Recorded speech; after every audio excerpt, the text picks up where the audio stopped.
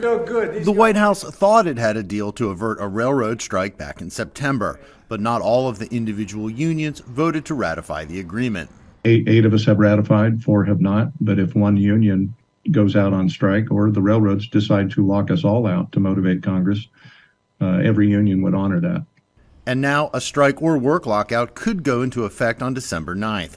With little progress being made in talks, U.S. President Joe Biden has called on Congress to impose the September deal despite labor concerns. It's a risky political move for Biden, who has relied on support from unions. And Congress, I think, has to act to prevent it. It's not an easy call, but I think we have to do it. The economy's at risk. The September agreement gives workers a 24% pay raise over 5 years.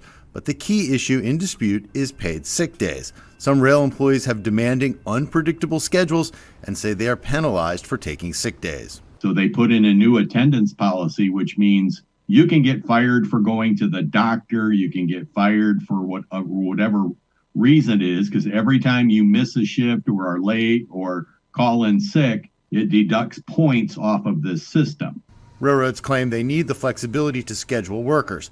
Labor notes that some rail companies have seen record profits recently.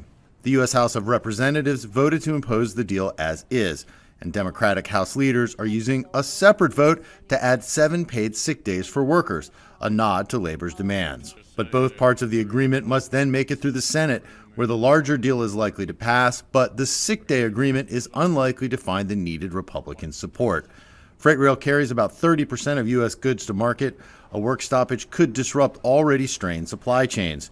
The Association of American Railroads estimates a work stoppage could cost the U.S. economy $2 billion a day. Jim Spellman, CGTN, Washington.